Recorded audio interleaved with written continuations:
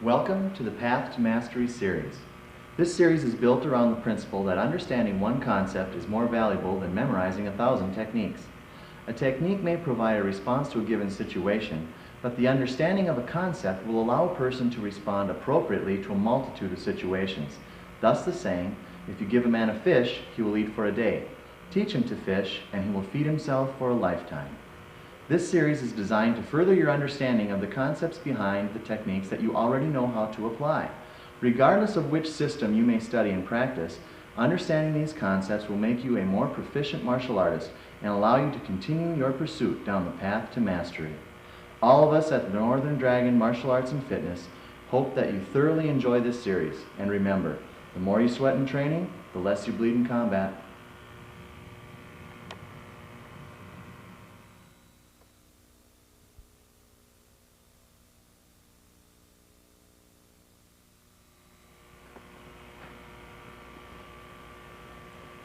Welcome to the Path to Mastery series, Volume 4, The Principles of Locking. We're going to start out by first sharing two general principles of response to a confrontation. First of all, develop your awareness of your surroundings at all times in order to analyze the severity of each given situation so that you are able to respond appropriately and instantaneously. This is known as zanshin. Consider also any professional restrictions you may be bound by, for instance, as a police officer, teacher, bouncer, or bodyguard. There are legal restrictions in each of these professions that need to be adhered to, unless, of course, it is a case of life or death. Second, always move the target. If you are being attacked, leave. If some type of strike is coming toward you, move. Don't put yourself in situations where confrontations are likely to occur. Moving targets are harder to hit, and an opponent can't hit what isn't there.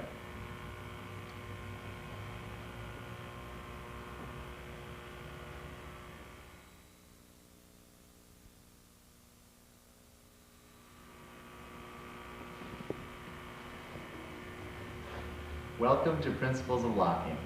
We're going to start out today with a few fundamental principles of locking. The first is called chin na. What it means is to seize and control.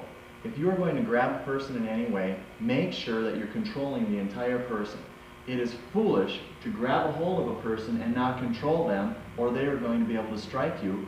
So in order to make it effective grab, you need to do a grab that will control the whole body so that they cannot strike you or counter-strike you. From there, we can move on to other things. If you're going to grab the person, make sure you are controlling the person. A wrist grab, not very good. A wrist grab like this controls the person and he cannot fight me in the process.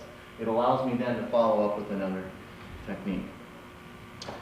Going beyond that, we'd like to go to the second fundamental principle, which is sting first. If he's coming in and grabbing me, I want to sting him or strike him first.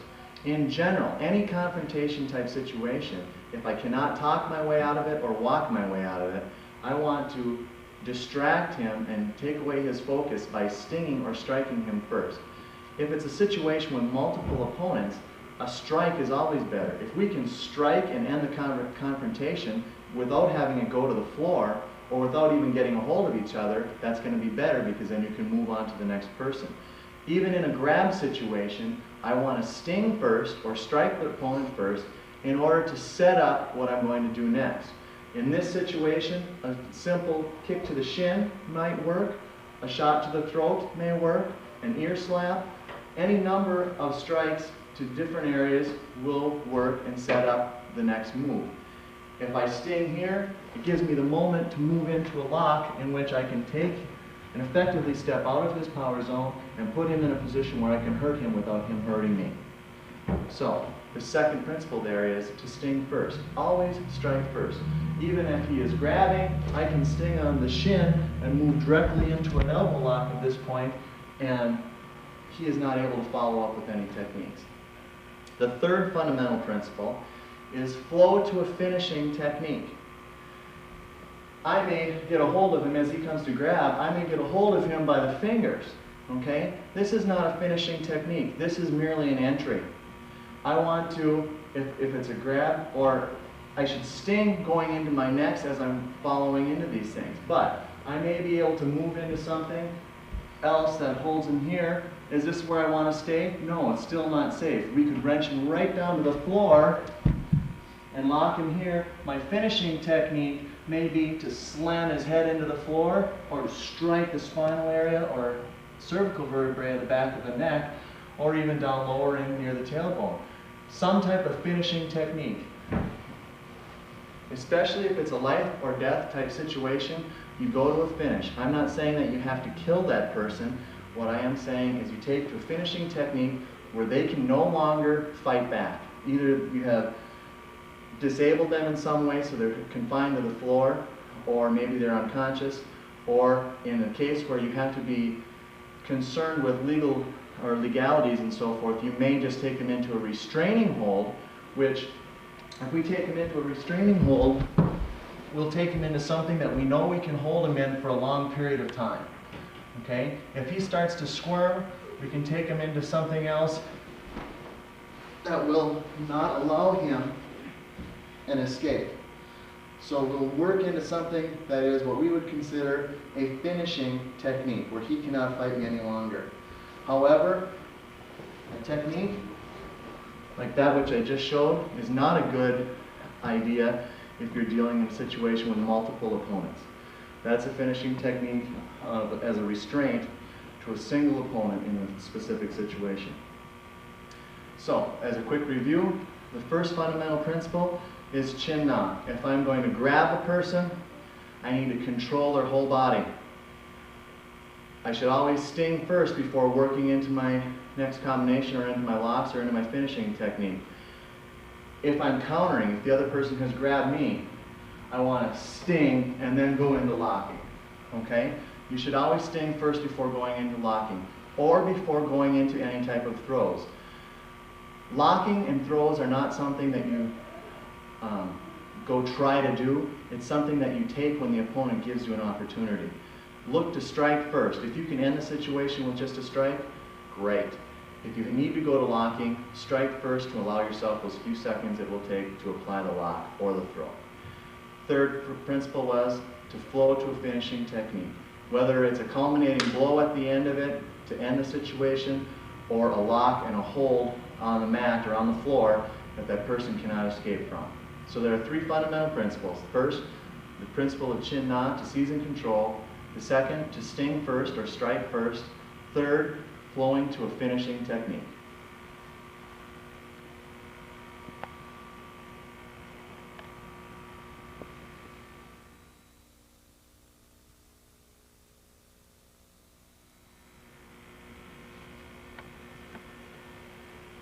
Now we're going to move on to 8 specific principles of locking. First of all, the first principle is to create a base and isolate the joint. If you're going to lock up a joint, you want to make sure the joints on either side of the one you're attacking are isolated so that all the force or pressure is being forced into the one joint that you are attacking. If I start locking the wrist in this manner and his elbow and shoulder and body is allowed to rise with it, he is escaping some of the pain. It's a body's natural reflex to move away from the pain or to move into a position that will not hurt him as much. So when I do this, I can intensify the pain of the lock here by stopping his motion of the rest of his body. My hand has isolated the joints on this side of his wrist, and my other hand at this point can isolate his elbow so that the pain is received in full right where he's at. I can also use opposing pressures here to get more force on the joint that I'm actually locking up. Now, I am isolating this joint with my hand on his hand and my hand on his elbow, and what I'm going to do here is I've created a good solid base. He's not able to move away from it, and my fingers here have created, or my thumb and my fingers have created basically a fulcrum by which I can use leverage and pull around it. This is that base that I'm going to use to crank the leverage over the top of it, and we have isolated the joints on both sides of this. So the first of these 8 principles is to create a base, which is the fulcrum here, and isolate the joint. I'm going to stop the joints on either side of the one that I'm attacking from moving so that the joint I'm attacking receives all the force and all the pressure of this particular technique. Okay? The second principle is actually in 4 parts. Take the joint out of its normal range of motion. We can take a joint out of its normal range of motion in 4 ways. First, to hyperflex it. Second, to hyperextend it. Third, to torque or rotate it. And fourth, to disrupt the alignment or integrity of the joint. And beyond that, we can also use any combination of those 4 things. So, if we're going to let's just use your finger momentarily here. To hyperflex a finger, to hyperflex is to take it in this direction. Or maybe we should use this hand so you can see better. Let's use the thumb. To hyperflex the thumb, we're going to bend it further than it normally goes, beyond its normal range of motion. I want to bend the thumb beyond its normal range of motion, and all of a sudden we're going to get a good, strong pain reaction. To follow with the other things, to create a base and isolate this joint, a good grab here, or maybe he has created the base by grabbing my gi. I've got a good solid base here on his thumb. I can hyper flex the thumb. Okay? So taking the joint out of its normal range of motion, we showed you a hyper flexion. This is the first lock I did. This is also a hyperflexion of the wrist. Okay? Second would be a hyperextension. That would be to straighten it beyond where it wants to go. A simple hyperextension would be to do this.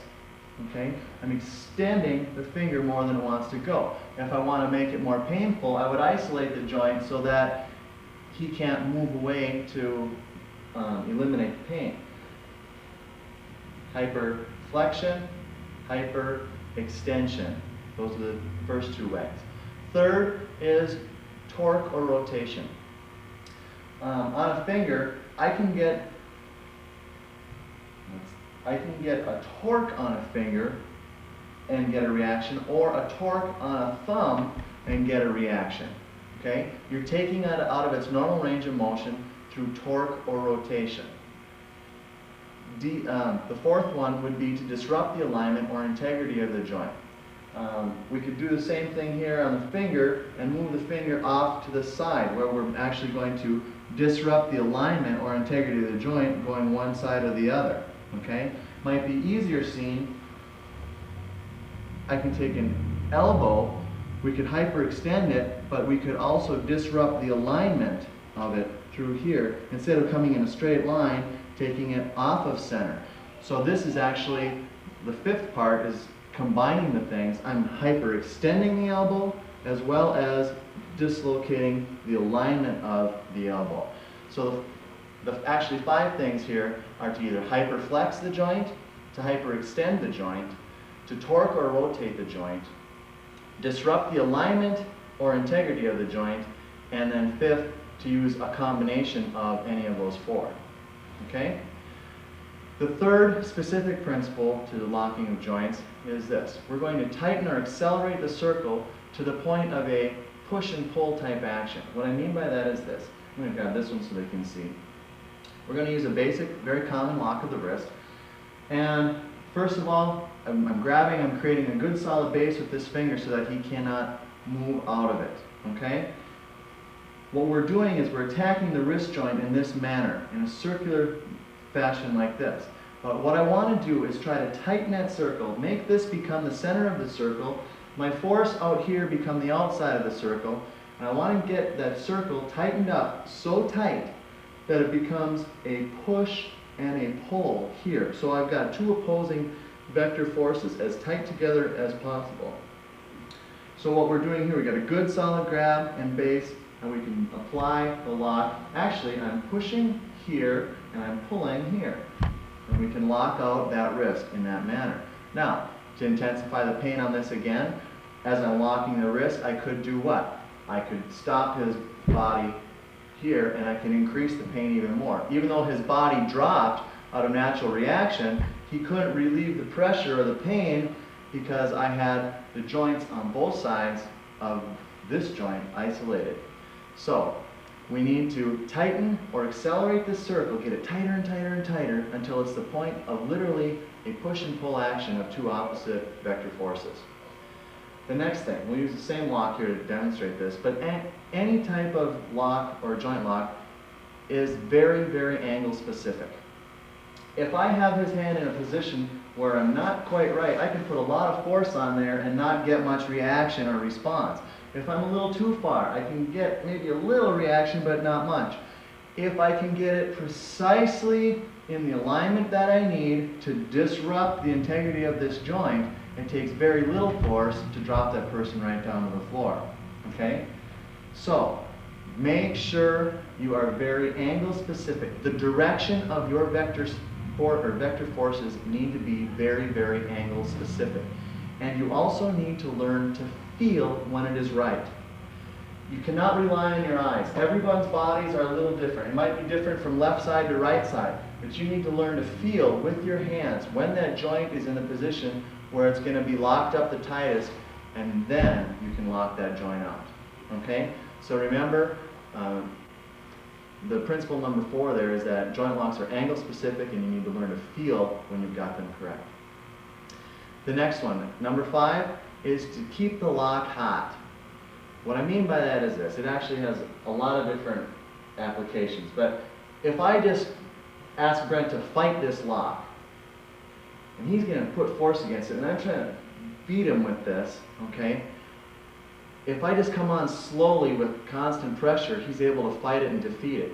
Whereas if you come in with a quick snap, the body responds more to a change in pressure than it does a constant pressure. He's doing really well. A quick snapping action or a fast change in pressure, the body will respond to much better. Even once we've got the person locked out and maybe even on the ground. If we've locked him and we've taken them down to the floor and we've got him here, I've got him in actually a wrist lock, an elbow lock, and a shoulder lock at this point. And eventually, even though a lock will continue to hurt, if you're applying pressure on a ligament type structure in a joint, it will continue to hurt. But there is a certain point at which the brain does start to desensitize a little bit. But you will maintain a good solid lock by just varying the pressure slightly. You will keep that person really hot. And that will keep the lock really, really hot, just by varying the pressure. You want to keep that person on a threshold of pain where if they try to escape in any way, shape, or form, it takes very little effort to lock them out tight again. Okay? So learn to keep the lock hot. Remember that the body responds much better to a change in pressure than it does to a constant pressure. The 6th specific principle of locking is this. Keep your opponent in a state of kazushi. Kazushi is an unbalanced type thing. You do not want to allow them to have good stance and balance underneath them so that they're in a position to retaliate or counter. When you do take, even if it's as simple as a finger lock, I don't want to finger lock him just to this point. I want to take him to where he's on his tiptoes, in a state of kazushi, where he's not even thinking about kicking me. If he tries to kick me, I can make him withdraw that kick with a pain withdrawal reflex. Okay? He is in a state of kazushi. Well, he's not even completely kazushied right now, but he will be if I'm walking him around and moving him back. All of a sudden I have disrupted his center of balance and he is not quite sure which way that he can go. Okay? So keep him on his tiptoes and keep him moving, allowing you to finish with more striking or continual lock flow into a finishing technique. Keep that opponent in a state of kazushi. Keep them unbalanced so that they cannot fight back. If it's an instance where Brent might be striking at my head and I'm coming into this type of a thing. Now here I'm actually locking out the neck. I'm taking the neck out of alignment this way. I don't want to do this standing up straight where he has an opportunity to strike me or counter. When I take him into this lock, let's do that again. As he comes, I'm going to take him here so that he is in a state of kazushi. He is not in a position where he can fight back very well. Keep him unbalanced. So that was principle number 6. Principle number 7 is to learn to use accelerators. By accelerators, I'm talking about mechanical advantage and leverage, but also the use of pressure points. And there will be a follow-up video on accelerators, but I can lock out a wrist by just taking the wrist in this position. Or I can accelerate it by using, in this particular one, a nerve in the hand that all of a sudden is going to make him really jump. I can take him here. If I want to make it worse, what do? Isolate this. We've got him up on his tiptoes. His body doesn't know whether to go up or down at this point. And it's a simple point in the hand that all of a sudden makes that lock even hotter. Okay? Learning to use accelerators, even on simple throws, allows you to let their body throw itself to the ground rather than you having to use force. Learn to use accelerators, pressure points, mechanical advantage, and leverage. Principle number 8 is that of complex locks. By that I mean either locking out several joints at the same time, as I did on the floor earlier with the shoulder, the elbow, and the wrist, or you might even add fingers to that as well. You can increase the intensity of the pain actually in an exponential fashion by locking out one or more joints at the same time. But you can also intensify the pain by locking out that particular joint in more than one manner. For instance, we'll take the fingers. If I can torque the fingers first, which was one of my methods of taking the joint out of its normal range of motion, I can torque them first and then hyperextend them. We can take that opponent very, very easily right to the floor. Okay? So that is a combination of torque and hyperextension. Okay? On the other hand, a lock this way of the wrist is actually a hyperflexion of the wrist along with a rotation. Okay? You can intensify the pain dramatically by locking out a specific joint in more than one manner. Either hyperflexion with rotation, hyperextension with disrupting the alignment, or rotation with hyperextension. Many different ways. If you can learn to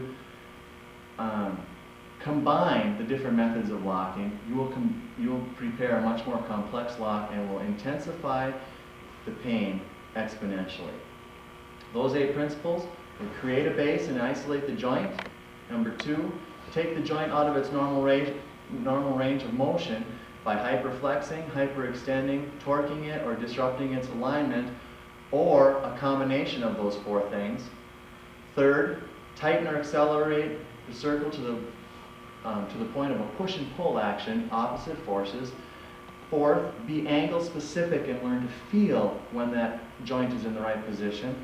Fifth, keep the lock hot by varying the pressure just a little bit. You don't want to let them out of the lock, but a little bit of motion in that lock keeps it even hotter. Sixth, keep the opponent in a state of kazushi. Keep them unbalanced so that they're not able to fight back. When the body is unbalanced, the body's natural reaction or reflex is to regain its balance. They're not thinking at that time about striking you as much as they are of catching their own balance. You need to keep that opponent in a state of kazushi. 7, learn to use accelerators. I can't stress that enough. Accelerators will allow you to keep that opponent jumping, and literally they will jump out of the frying pan and into the fire. They will try to move away from the pain that you're applying with an accelerator, and they'll jump right into the lock you're trying to tie them up with. It's a wonderful, wonderful tip there. Learn to use those accelerators. 8, make those locks as complex as you can. Join the different elements of locking the joint as far as hyperflexion, hyperextension, torque, rotation, and alignment, as well as locking out joints on each side of that in the same manner. If you need to lock a wrist, an elbow, and a shoulder all at the same time, that's great. So try to review those 8 principles, and we'll continue with specific anatomical parts of the body by which we can attack.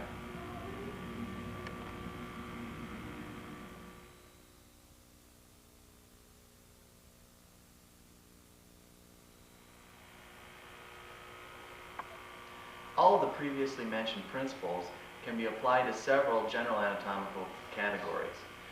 And you'll find that these, as I group these up, they respond quite similarly. We've got fingers and we've got toes. Of course, they're going to be rather similar in how we can adjust their alignment. Hands and feet, wrists and ankles, shoulders and hips, and then of course the neck, jaw, and other parts of the spine. Next, we'll be showing you some selected locking techniques only to use as an illustration of the principles that we have already mentioned.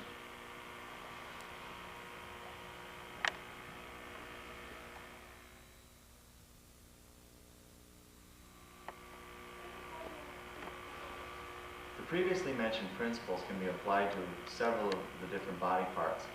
And what we want you to remember is that understanding the principle or the concept behind locking is far better than memorizing a specific technique. We are, however, going to go through a number of techniques designed just to illustrate the concept behind them. And though I won't be talking about each technique as we go along, I want you to try to determine what principle is being applied as we apply these different techniques to different parts of the body.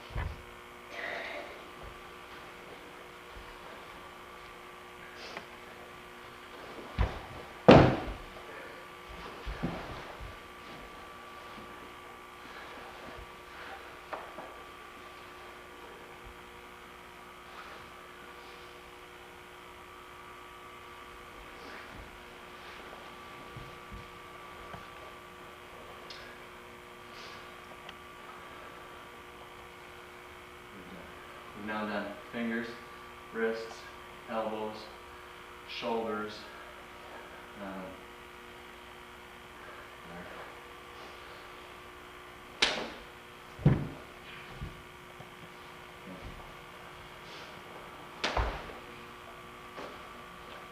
Right here.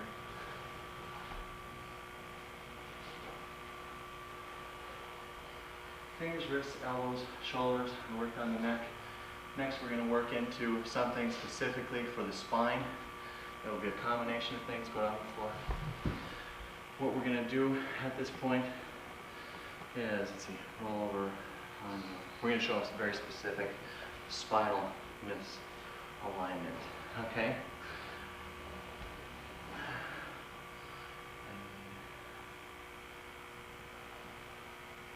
Pause.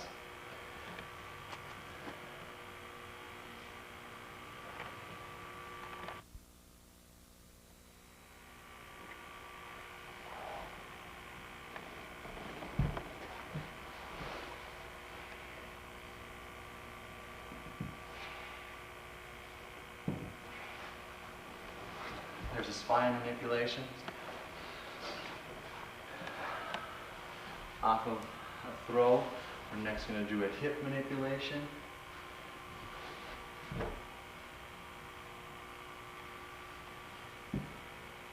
Okay, with me bringing my weight forward on this one, or doing it even worse yet this way. Difficult to get into slowly, but is very painful to manipulate his hip and dislocate and torque the hip.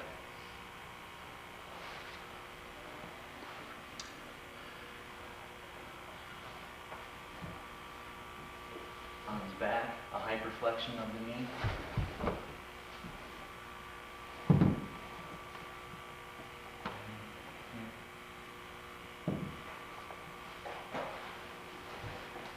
The ankle can be manipulated in many ways, just the same as the wrist. And toes, again, in the same manners as the fingers, but just misalignment of toes can be very, very painful.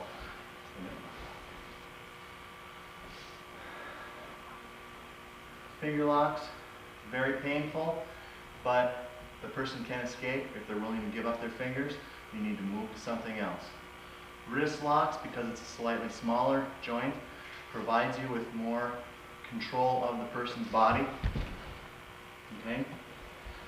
Elbow joint might be more difficult to create as much intense pain as you would in a finger or wrist, but nonetheless, it's a larger joint, so we have more control. You can also use accelerators. Okay? That's when you get into bigger joints, accelerators come in very, very handy. This is a combination of a wrist, but we can turn it into a shoulder lock and wrist lock at the same time. From here, once again, accelerators can be very handy to drop that person down to the floor. The neck can be manipulated in a number of directions, and all I'm going to state about the neck at this point is that all of the previously mentioned principles do apply, just to take it out of its normal range of motion. We moved down, we did shoulders, neck, we did a spine manipulation for you on the floor, we did a hip manipulation for you on the floor, we rolled him over on his front side and did a knee hyperflexion for you, used a rotation of the ankle as well, and showed you the spreading of the toes just like you could do to disalign with the fingers. Okay? So fingers, wrists, elbows, shoulders, neck, spine, hip, knee, ankles, and toes are all anatomical joints that can be manipulated very easily if you understand the principles and the concepts behind them.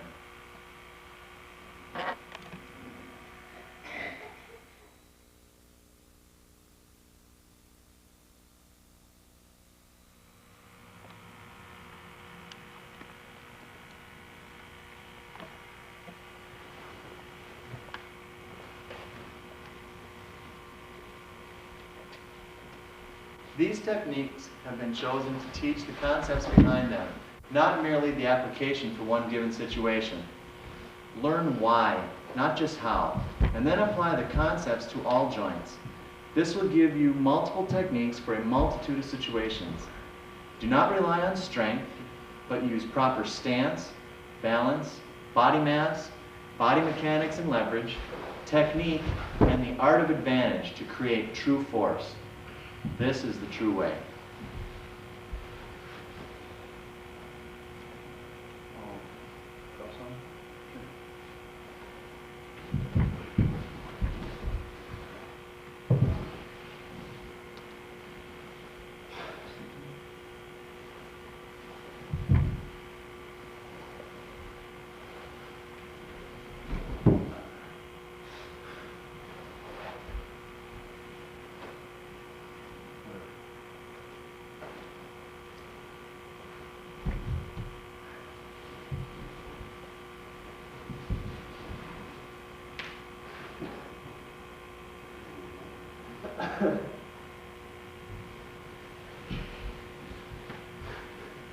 Yeah.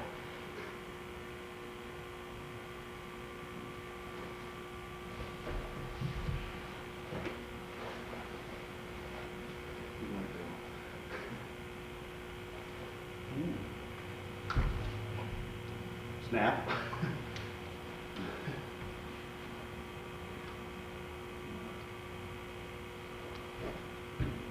I don't want to do it on camera. We're done. I don't want to do it on camera. Let's just play. This part is for Shannon only. All right. Let's do a couple on the whole time. Punch. I want to reach the camera too.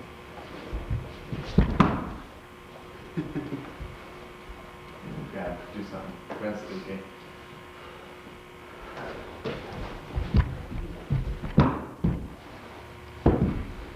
Finish that now, like you did before.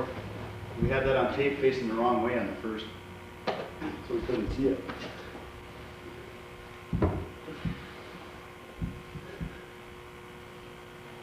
So Piggy went to market. So Piggy stayed home. I'll get a So speed Piggy mix. had roast beef. Here, tag up. Okay. This is for you, Shannon. Get over here to the camera, Brent. Oh boy. Anything, huh? That hurt, sorry. That's okay. Where are you going?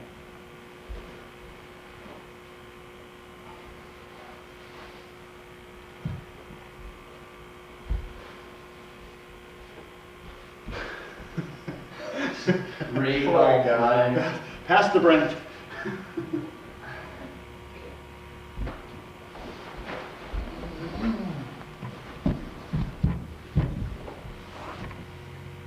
Tap. This is for Shannon. You can't forget the sound effects, Todd. Oomph, blat, split. Accelerators. Help him up. Isolate the joint. Katadidori ni. Katadidori san. Katadidori yon. Katadidori ichi. You're doing great, Brent. Shannon owes you big time. We'll send her the grabs medical bills. This way. Strike. Strike. Strike. Guntings. Punch. Guntings here. Guntings there. Should do that the other way. Here. Here. Here. Here. Again. Here. Here. Back to here. The elbow and the neck. Working it, working it.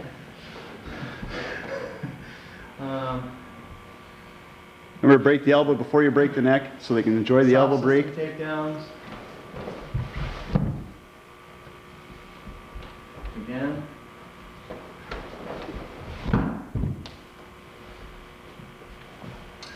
Push. Do that one again, please. Yeah.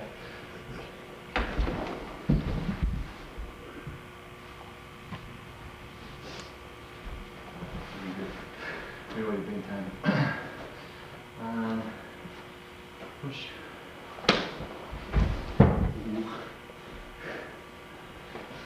Yeah, I was getting there.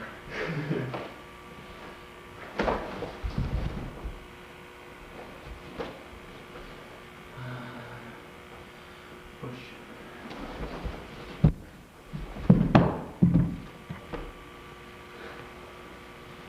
These are just for you, Shannon, because we're going to miss you. Okay.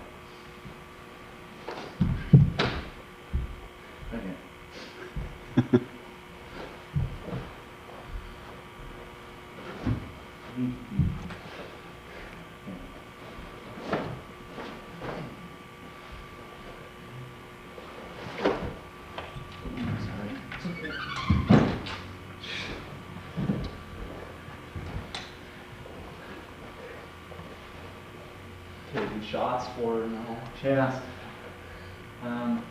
Good again.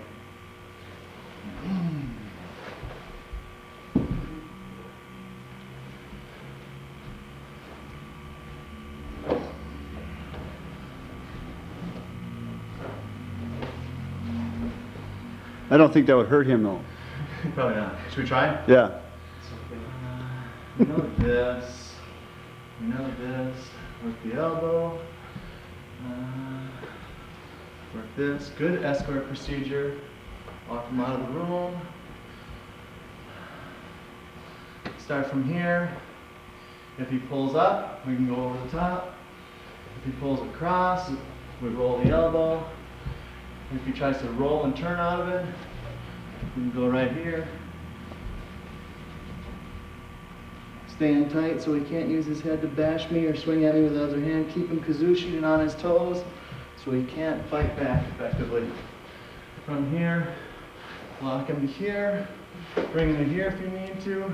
Remember down, extend and disalign. Bring him back over here if he loses his elbow through there. And use the wall. Absolutely. Remember the accelerators, the little tendons in the wrist here, okay, or the one in the center of the wrist. Remember the points for you. This is again, this is for Shannon. Here, okay, here, here, here. Missed that one a little bit. I thought it was clear. Here, we can get on both sides of this actually. And then go in there. Remember, discipline guard, keep those hands up, elbows down. If the kick comes in, boom! Now we get the sound effects. Again, wham! Again, wham! Hands are still up here to protect the head, but the elbows are taking care of most stuff. If it's leg kicks, down low, boom. Take it with the knee. Bang, counter strike. Okay? Remember, just destroy those attacking limbs. Remember the roundhouse kick comes in. Take him down, hyperflex the leg. Don't take up all my space. We just want to say goodbye, Shannon. See you later. Nice having you here. Been fun all summer. Hope you had a good time too. Of course, we're serious, but we had a little fun once in a while. Yeah, you're at my expense, huh? And I hope you don't stand us up Sunday night when we take you out for pizza. And we'll let you know which hospital Brent's going to be in later. And I hope you've gotten something valuable out of either the tape or us spending the summer here, and we would love to work out with you again sometime. Keep in touch. Maybe we'll come out to Michigan Tech. Hey there, Shannon. I guess. You said it all, man.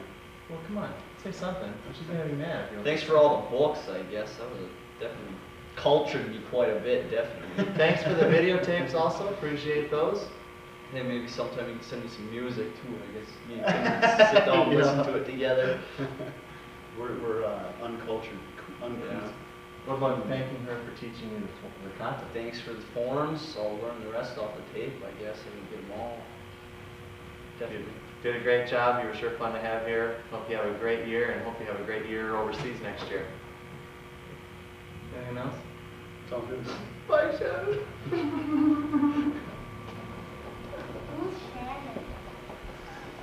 One of our students, maybe?